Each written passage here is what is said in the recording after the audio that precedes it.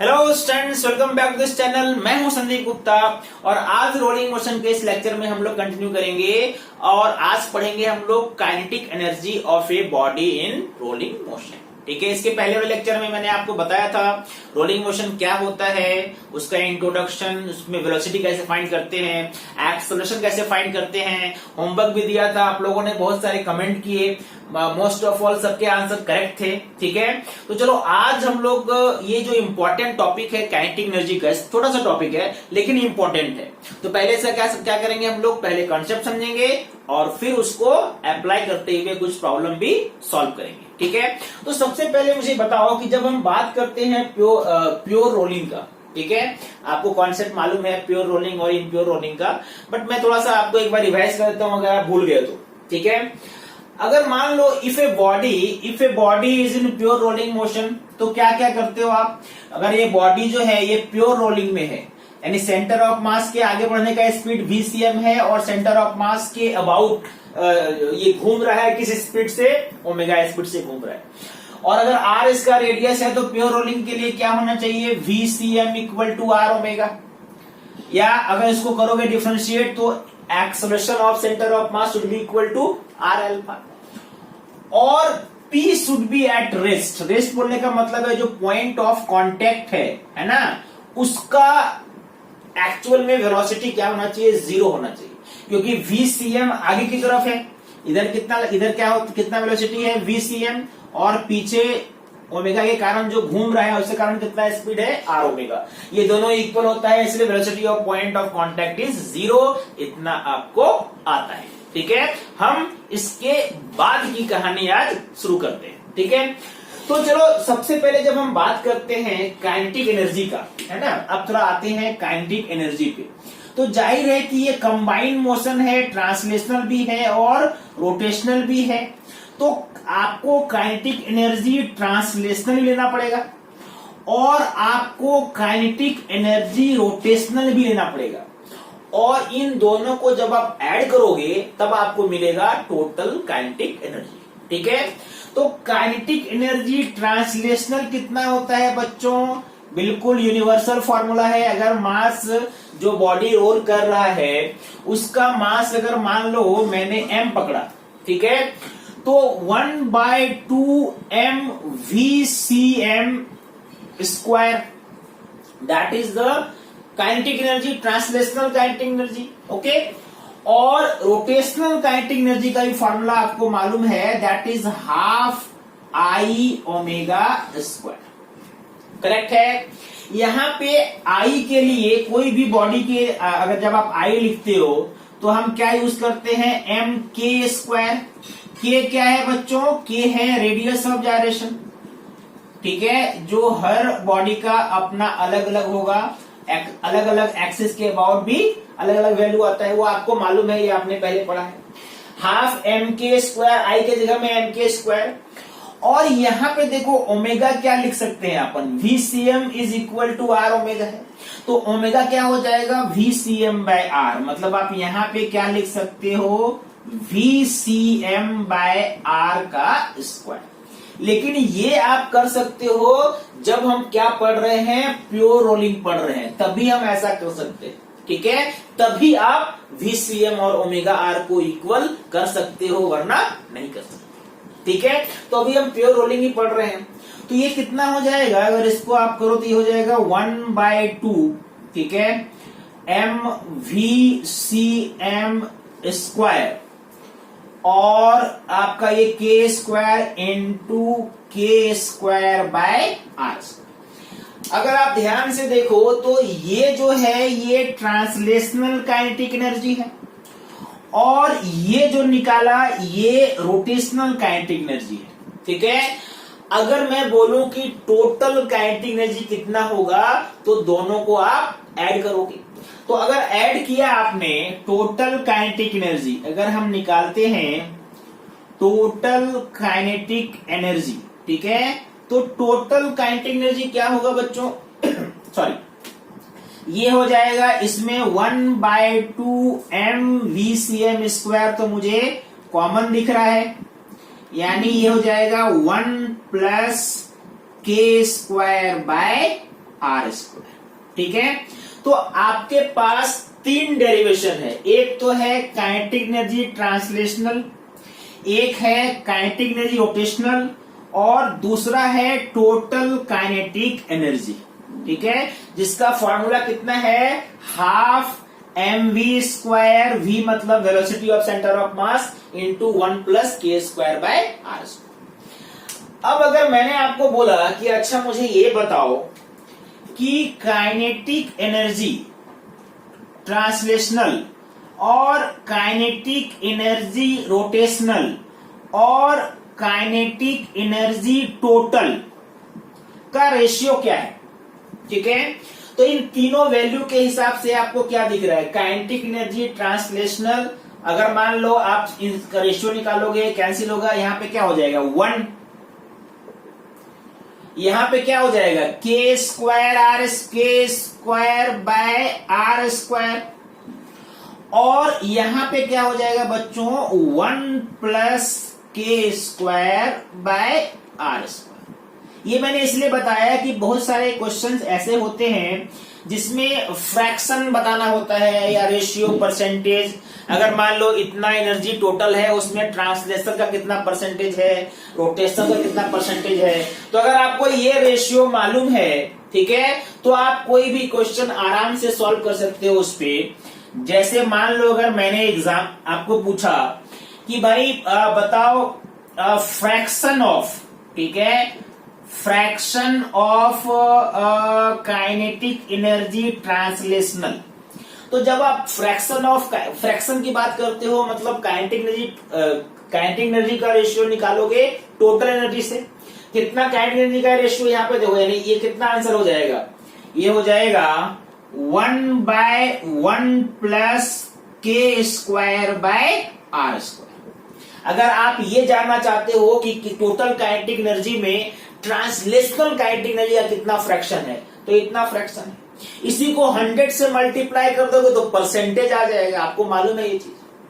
अगर मैंने बोला कि जो fraction of kinetic energy rotational बताओ, तो रोटेशनल में अब इन दोनों का रेशियो लोगे, यानी ये कितना हो गया K square by R square divided by 1 plus के square by R square. This is the fractional kinetic energy. कौन सा काइनेटिक एनर्जी बेटा, रोटेशनल काइनेटिक एनर्जी। अगर रेशियो पूछे भाई ट्रांसलेशनल का और इसका क्या रेशियो होता है ना, मतलब कुछ भी आप सॉल्व कर सकते हो, इसमें कोई रॉकेट साइंस नहीं है। Kinetic energy translational by kinetic energy rotational कितना होगा, तो ये इन दोनों का रेशियो हो गया, मतलब क्या लिखोगे 1/के स्क्वायर अपॉन आर स्क्वायर। तो ऐसे क्वेश्चंस को जब आप काइनेटिक एनर्जी पे बेस्ड कोई क्वेश्चन आएगा तो आप आराम से सॉल्व कर सकते हो। टोटल निकालने के लिए बोले, फ्रैक्शन निकालने के लिए बोले, रेशियो निकालने के लिए बोले, ठीक है। एक छोटा सा एग्जांपल कर ही लेते हैं, इसमें कौन सी बड़ी बात है। मान लो कौन सा एग्जांपल करें, कौन सा बॉडी लें, बोलो सॉलिड स्फीयर ले लें। मान लो कि आपने एक सॉलिड स्फीयर लिया, ठीक है, जिसका मास m है बच्चों और रेडियस r है, ठीक है, और ये प्योर रोलिंग मोशन में है। सेंटर ऑफ मास का वेलोसिटी है v, ठीक है, vcm, और ये घूम रहा है ओमेगा के स्पीड से, करेक्ट है। अगर ये प्योर रोलिंग है, आपको क्वेश्चन में दिया हुआ है कि this is pure rolling motion, तो बताओ इसका काइनेटिक एनर्जी कितना होगा। तो आपको यहाँ पे फॉर्मूला मालूम है 1/2 mvcm स्क्वायर 1 प्लस के स्क्वायर बाय आर स्क्वायर, यानी इसके हिसाब से अगर सॉल्व करोगे तो ये क्या हो जाएगा 1/2 mv स्क्वायर, करेक्ट है। 1 प्लस के स्क्वायर, के कितना होता है आपको मालूम है सॉलिड स्फीयर का, √2/5 आपने यहाँ पे स्क्वायर कर दिया, ठीक है, तो क्या हो जाएगा 2/5 आर स्क्वायर, तो 2/5 आर स्क्वायर कैंसिल, तो 1 प्लस 2/5 मतलब कितना हो गया बच्चों 7/5, यानी कितना हो जाएगा 7/10 mv स्क्वायर। ये किसका काइनेटिक एनर्जी है, ये एक सॉलिड स्फीयर का काइनेटिक एनर्जी है which is in rolling motion, ठीक है। ये टोटल काइनेटिक एनर्जी है। अगर आप चाहते हो कि भाई सिर्फ रोटेशनल का कितना फ्रैक्शन है, what is the fraction of translational kinetic energy, what is the fraction of rotational kinetic energy. तो मान लो अगर यहां इस वाले क्वेश्चन में आपको चाहिए था fraction of kinetic energy translational, तो क्या फॉर्मूला है देखो, ये यहाँ पे 1/, ठीक है, यानी ये कितना हो जाएगा इसके लिए 1/1 प्लस k²/r² कितना हो गया 2/5, यानी कितना हो जाएगा ये 5 + 2 7 और 5 ऊपर, मतलब कितना हो जाएगा, दिस विल बी 5/7। यहां से अगर आपको परसेंटेज पूछेगा तो 5/7 × 100 इतना परसेंट काइनेटिक एनर्जी है। मैंने बस सिंपल सा एक एग्जांपल लिया कैसे आप फॉर्मूला यूज करोगे, काइनेटिक एनर्जी निकालोगे, अगर फ्रैक्शन पूछे तो कैसे आप निकालोगे। ठीक है, तो आपको ये बेसिक आइडिया समझ में आया, इस पे हम लोग कुछ प्रॉब्लम करने के लिए तैयार हैं। अच्छा, नोट करना चाहते हो, नोट कर लो पहले। ओके, चलो अब एक क्वेश्चन सॉल्व करते हैं जो बहुत ही कॉन्सेप्चुअल है। क्वेश्चन क्या है बच्चों, क्वेश्चन है a uniform ball of radius r, small r है ना, rolls without slipping from the top of a sphere of radius r. Find the angular velocity of the ball at the moment it breaks of the sphere. ठीक है, the initial velocity of the ball is negligible. ठीक है, मतलब start करता है rolling यहाँ top point से, तो जब ये सरफेस को छोड़ देगा उस टाइम पे इसका एंगुलर वेलोसिटी क्या है आपको ये बताना है। ठीक है, मतलब ये अब ये रोल कर रहा है, इसका जो सेंटर है यहाँ पे है और ये आर है। ठीक है, तो जब मूव कर रहा है इसका मतलब ये टेंजेंट के अलोंग इसका स्पीड कितना है, टेंजेंट के अलोंग इसका स्पीड हो सकता है v। अच्छा, स्टार्टिंग में यहाँ पे इसने बोला है कि आप इसको नेग्लेक्ट कीजिए। ठीक है, तो पहले बताओ स्टार्टिंग में इस पॉइंट पे कितना है एनर्जी है इसके पास। अगर मान लो इसका मास आपने m पकड़ा तो कितना हाइट है वो, अगर इसको माना है आपने रेफरेंस पॉइंट, है ना, इसको हम क्या मानेंगे, रेफरेंस पॉइंट अगर मानेंगे, मतलब रेफरेंस लेवल मानेंगे, तो इसके कंपेयर में कितना ऊपर है m पार्टिकल का सेंटर ऑफ मास, जो स्मॉल बॉल का r+r। ठीक है, यानी इनिशियल एनर्जी यहां से यहां तक कितना है mgr+r। ओके, तो जब ये नीचे आया, अब ये मान लो अब यहां पे ये नीचे आया, हमें सेंटर ऑफ मास का सर्कल पकड़ना है बच्चों, तो सेंटर ऑफ मास से ही हमको एनर्जी के बारे में मिलेगा। तो सेंटर ऑफ मास कितना नीचे आ गया, सेंटर ऑफ मास, अगर ये डिस्टेंस मान लो ये एंगल आपने थीटा लिया, ये कितना है पूरा यहां से यहां तक पूरा कितना था r+r, ये भी उतना ही है r+r, ये कितना डिस्टेंस है r+r, तो इसका ये वाला कंपोनेंट कितना हो जाएगा बच्चों, ये वाला कंपोनेंट हो गया r+r × cos थीटा। तो कितना नीचे आया अगर आपको वो निकालना है, मतलब ये वाला हाइट अगर r में r+r cos थीटा आप माइनस करोगे। ठीक है, क्योंकि जितना इसका पोटेंशियल एनर्जी डिक्रीज करेगा उतना ही काइनेटिक एनर्जी इंक्रीज करेगा। नीचे आ रहा है इसलिए potential energy will decrease and kinetic energy will increase. तो आप क्या लिखोगे, आप लिखोगे डिक्रीज इन पोटेंशियल एनर्जी। ठीक है, decrease in potential energy is equal to increase in kinetic energy. कितना डिक्रीज हुआ बच्चों, तो mg कितना है इसका, पहले कितना था mgr+r, और अब कितना हो गया mgr+r, हाइट देखो कितना हो गया cos थीटा, इतना डिक्रीज हुआ। ओके, अब इतना डिक्रीज हुआ तो कुछ काइनेटिक एनर्जी यहां पे भी होगा। काइनेटिक एनर्जी कैसे निकालोगे, ये ऐसे आगे भी बढ़ रहा है और रोल भी कर रहा है। ठीक है, मान लो ये स्पीड v है और घूमने का स्पीड ओमेगा है। हालांकि अब आपको मालूम है कि काइनेटिक एनर्जी कितना होता है, कैसा पार्टिकल है ये, यूनिफॉर्म बॉल है। जब यूनिफॉर्म बॉल दिया हुआ है इसका मतलब कैसे क्या होगा बताओ, बिल्कुल सही, सॉलिड स्फीयर। यूनिफॉर्म बॉल मतलब सॉलिड स्फीयर। तो सॉलिड स्फीयर का अगर मान लो सेंटर ऑफ मास का वेलोसिटी v है, तो कितना होता है प्योर रोलिंग में काइनेटिक एनर्जी? अभी आपने निकाला था 7/10 mv²। ये निकाला था ना, सॉलिड स्फीयर का क्या निकाला था फॉर्मूला अभी आपने काइनेटिक एनर्जी का? 7 ये सब याद रखना है आपको, 7/10 mv²। हम v के टर्म में लिखते हैं, हालांकि हमें निकालना है एंगुलर वेलोसिटी, तो v आ जाएगा तो एंगुलर वेलोसिटी भी आ ही जाएगा। ठीक है, 7/10 mv²। मुझे लगता है m का कोई खास काम हमें है नहीं, इन दोनों को अगर ये करोगे तो क्या हो जाएगा? r प्लस r कॉमन ले लिया आपने, तो 1 माइनस कॉस थीटा। ठीक है, r plus r 1 minus cos theta is equal to क्या आ गया आपका? 7/10 v²। ये आपका इक्वेशन पहला आ गया। ठीक है, पहला इक्वेशन मिल गया। ओके, अब यहां पे देखो v भी वेरिएबल है और थीटा भी वेरिएबल है, तो आपको एक इक्वेशन और चाहिए सॉल्व करने के लिए, चाहिए कि नहीं? ओके, तो दूसरा इक्वेशन कैसे आएगा? दूसरा इक्वेशन इस कॉन्सेप्ट से आएगा।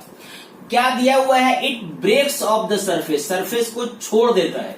इसका मतलब सरफेस को छोड़ने का मतलब वहां पे नॉर्मल रिएक्शन जीरो करना पड़ेगा। तो इस पॉइंट पे अगर आप निकालोगे, नॉर्मल रिएक्शन कॉन्सेप्ट लगाओगे, तो चलो ऊपर ऐसे अगर लगता m तो इधर लगता है ऐसे, और बाहर एक और फोर्स लगता है। वो कौन सा फोर्स लगता है बच्चों? mv²/r plus r। करेक्ट है? ओके, और इसका इधर फोर्स कितना है? mg है। इसका इधर कंपोनेंट क्या हो जाएगा? mg cos theta. यानी सेकेंड इक्वेशन आपका आएगा, कैसे आएगा? सेकेंड इक्वेशन के लिए n plus mv²/r plus r should be equal to mg cos theta. अब आपको दिया हुआ है सरफेस छोड़ दिया इसने, है ना? तो सरफेस छोड़ दिया तो n क्या करोगे? जीरो कर दोगे। तो इक्वेशन क्या आएगा यहाँ पे? mv²/r plus r is equal to mg cos theta. m cancel कर लो, यानी आपको v² की जगह में क्या लिख सकते हो? r प्लस r इंटू जी cos थीटा। अच्छा, v² का इसको इक्वेशन 2 लिख लेते हैं। चलो, अगर ये v² का वैल्यू हम इक्वेशन 1 में पुट कर दें तो एक वेरिएबल कम हो जाएगा, फिर थीटा का वैल्यू मिल जाएगा, है ना? हो सकता है क्वेश्चन में आपसे थीटा पूछे, हालांकि यहाँ पे तो स्पीड पूछ रहा है, तो हम v² का वैल्यू इक्वेशन 1 में पुट कर देते हैं। ठीक है, तो उस कंडीशन में ये वाला इक्वेशन कैसा हो जाएगा? This will become r plus r, ठीक है, into 1 minus cos theta is equal to 7/10 और इधर क्या आया बच्चों? r plus r g cos theta. मुझे लग रहा है कि मुझे r प्लस r की जरूरत नहीं है, तो मैंने इसको हटा दिया। ठीक है, यानी आपको क्या इक्वेशन मिला? 1 minus cos theta is equal to 7/10 cos theta. That means ये कितना हो जाएगा? 1 इक्वल टू 1 ऐड करना पड़ेगा, 17/10 कॉस थीटा। मतलब एंगल आपको समझ में आ गया। Cos theta equal to 10/17, cos theta equal to 10/17। अगर आपसे थीटा पूछा जाता तो एक आंसर तो यहीं पे आ गया। अच्छा, आपको वो फॉर्मूला याद है कि अगर जो आपने सर्कुलर मोशन में पढ़ा था, डायनेमिक्स ऑफ सर्कुलर मोशन में, कि एक अगर नॉर्मल ये रोल नहीं करता, ये स्लाइड करता, ठीक है, कोई भी पार्टिकल m मास का अगर यहां से स्लाइड करके नीचे आता, तो उस कंडीशन में कितने एंगल पे वो सरफेस छोड़ता है? वो फॉर्मूला आपको याद होगा। वो फॉर्मूला क्या आता था? cos theta equal to 2/3। मतलब उसमें रोलिंग नहीं होता है, जस्ट स्लाइड करेगा तो किस एंगल पे आएगा? cos theta equal to 2/3। ये डिफरेंस क्यों आया है? क्योंकि यहाँ पे रोल करके जा रहा है, तो ये भी याद रखना है ना। जब सरफेस ब्रेक करने वाले में बॉडी स्लाइड कर रहा है तो इस एंगल पे सरफेस छोड़ता है, और अगर रोल कर रहा है तो इस एंगल पे छोड़ता है। ठीक है, ओके। तो अब हमें फाइंड करना है इसका एंगुलर वेलोसिटी। उसके लिए हमें क्या चाहिए? उसके लिए हमें v चाहिए। तो v स्क्वायर तो हम यहाँ पे निकाल चुके हैं। ठीक है, v स्क्वायर का क्या इक्वेशन है? r plus r into g cos theta. Cos theta कितना है बच्चों? 10/17। 10/17। तो v का फॉर्मूला तो मिल गया आपको, 10g r प्लस आर, ठीक है, डिवाइडेड बाय 17 का under root, that is v। ये v का फॉर्मूला है। निकालना था आपको क्या? Angular velocity. तो चूंकि मालूम है आपको v इक्वल टू क्या है? ओमेगा आर है, तो ओमेगा इक्वल टू क्या हो जाएगा? v बाय आर, यानी ओमेगा का फॉर्मूला हो गया 1/r। अंदर ले लो आप, ठीक है। तो ये क्या अंदर मतलब इसको अंदर बाहर ही रखो, 10g r plus are bye 17। ये आंसर आना चाहिए। आप आई होप आपको ये क्वेश्चन भी समझ में आया, और इस क्वेश्चन में जो मैंने कॉन्सेप्ट यूज किया वो भी समझ में आया। नोट करो जल्दी से। ओके, चलो अब दूसरा क्वेश्चन करेंगे। सेकंड क्वेश्चन क्या है? सेकंड क्वेश्चन है, hollow sphere rolls without slipping on the horizontal surface as shown, जैसा आपको दिखाया गया है। Find the maximum height attained by it on an inclined plane. ये मान लो एक होलो स्फीयर है और ये रोल कर रहा है। रोलिंग विदाउट स्लिपिंग मतलब प्योर रोलिंग है। प्योर रोलिंग में इसके आगे बढ़ने का स्पीड v है और घूमने का स्पीड मान लो क्या हो जाएगा? अगर इसका रेडियस आप r लेते हो तो इसके घूमने का स्पीड क्या हो जाएगा? v by r. मैंने ओमेगा नहीं लिखा क्योंकि v equal to r omega. ठीक है, तो चलो ये तो अलग बात है। आपसे पूछा जा रहा है कि अगर ये ऐसे रोल करता है और सरफेस अगर थोड़ा इंक्लाइन हो जाता है तो ये कितना ऊपर तक जाएगा? मैक्सिमम हाइट कितना है ये आपको फाइंड करना है, h। क्या यूज करेंगे बच्चों? बिल्कुल सही, एनर्जी कंजर्वेशन। यहाँ पे कितना एनर्जी है? जब ये कहां तक ऊपर जाएगा? जहां तक इसका सारा काइनेटिक एनर्जी पोटेंशियल में कन्वर्ट नहीं हो जाता। जैसे ही सारा काइनेटिक एनर्जी पोटेंशियल में कन्वर्ट हो जाएगा वहां पे रुक जाएगा, वही उसका मैक्सिमम हाइट होगा। तो यहाँ पे कितना काइनेटिक एनर्जी मैक्सिमम है, काइनेटिक एनर्जी इनिशियल है, पहले ये बताओ आप। यानी स्टार्टिंग में कितना एनर्जी है? तो एनर्जी का फॉर्मूला आपको क्या मालूम है? हाफ mv², हाफ mv² और 1 plus k² by r²। Correct है? इज इक्वल टू, ऊपर चला जाएगा तो कितना हाइट, h हाइट गया तो कितना पोटेंशियल एनर्जी होगा? mgh। सिंपल सा इस इक्वेशन में आप इसको सॉल्व करोगे तो आंसर आ जाएगा। m तो ऐसे ही कट गया। आपको 1/2v², 1 प्लस k कितना होता है? √2/3 होता है ना। यानी ये कितना हो जाएगा? 2/3 इज इक्वल टू gh। ये आपका हो गया 5/6। तो 5/6v² is equal to gh। That means आपको h चाहिए था ना, तो h कितना हो जाएगा बच्चों? 5v² divided by 6g, that is the height. इतने हाइट तक वो होलो स्फीयर ऊपर जाएगा। ठीक है, तो कंजर्वेशन ऑफ एनर्जी वाले अभी ऐसे बहुत सारे क्वेश्चंस आएंगे।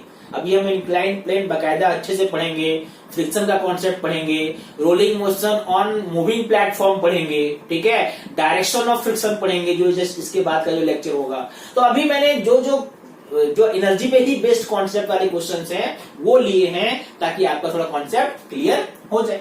ठीक है, ओके। अब एक बहुत ही इंपॉर्टेंट कॉन्सेप्ट, अगर आपको काइनेटिक एनर्जी एक्सप्रेस करना है, ठीक है, मान लो कि about instantaneous axis of rotation, ठीक है, ये इंस्टेंटेनियस एक्सिस ऑफ रोटेशन एक अच्छा कॉन्सेप्ट है। इसमें अभी आप आगे चल के एंगुलर मोमेंटम वाले भी क्वेश्चन सॉल्व करेंगे। बहुत सारे क्वेश्चन जो हैं इस कॉन्सेप्ट से सॉल्व होते हैं। ये एक्सिस है क्या, पहले मैं आपको समझाता हूं। देखो, मान लो एक बॉडी है जो रोल कर रहा है अपने सेंटर ऑफ मास से क्रॉस करता हुआ एक्सिस है, ओमेगा स्पीड से रोल कर रहा है, प्योर रोलिंग मोशन, ठीक है।